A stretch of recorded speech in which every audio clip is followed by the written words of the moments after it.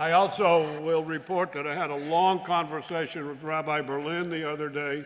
He's doing quite well, and traveling has become a little bit more difficult for him. So while he was invited to participate today, he graciously declined, I think.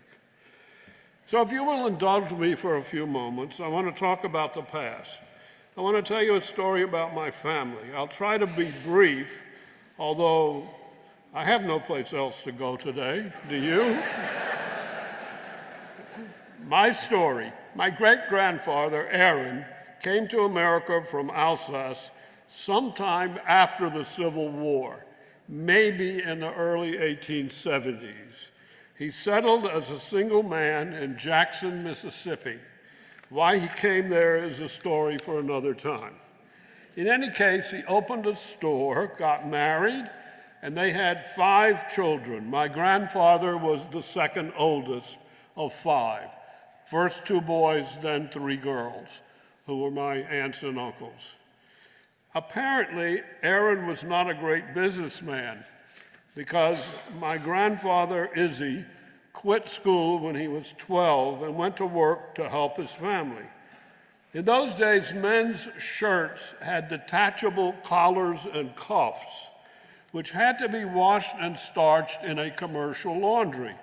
There was no commercial laundry in Jackson. So 12-year-old Izzy took his wagon, went through town picking up collars and cuffs to send them to Memphis to be washed, starched, and then he delivered them when they came back on the train. To make Izzy's life easier, a wealthy friend gave him a cart and a pony to pull it.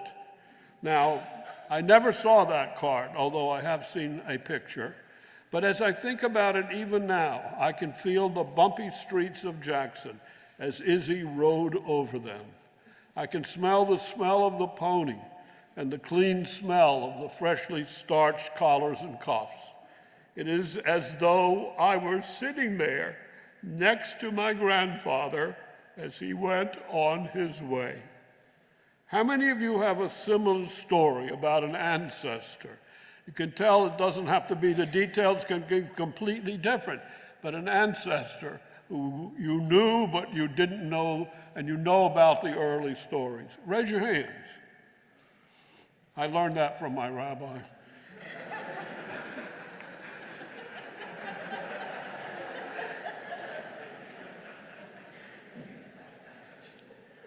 When we tell those stories, when we remember those stories, it is almost as if we were there. And that's what our Torah portion today, on this most awesome of days, that's what it is trying to teach. Atem netzavim hayom kulchem.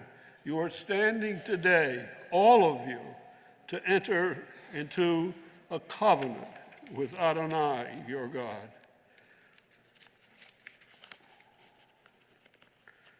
Well,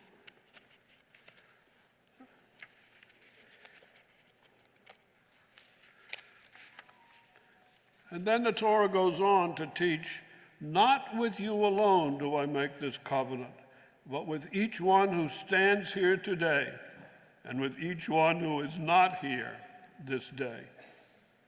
Are we those who are not here this day in the Torah portion? Were we there with our ancestors on the plains of Moab? Can we feel the awe of that covenantal occasion? Can we not only hear the words, but experience them as a part of who we are? Do they help make us us? Just as my grandfather's story helps make me, me. In a few moments, we'll listen again to the familiar words of our Torah. In my mind and in my heart, I hope to be there with Moses and our ancestors, renewing once again the covenant. Just as when I remember the story of my grandfather, when I tell Izzy's story, in my mind, in my heart, I am there with him on his cart, delivering laundry. I know you're as anxious as I am to hear once again this covenantal Torah portion, but let me end with a few words from the late Rabbi David Hartman. This is the end of a passage by him, which you can find on page 265 in the prayer book. Don't open the prayer book now. Of our Machzor. When your mind starts to wander, I hope you will read it. By the way, there are many, many additional passages in this Machzor. One might say it is an anthology of wonderful ideas and writings about Yom Kippur and Judaism. And I hope you will take some time to read more than just the prayers. You want to know what the additions are? They're in gray. The pages are gray. The prayers are in white. So, this is a very long day. And we need to fill up lots of hours.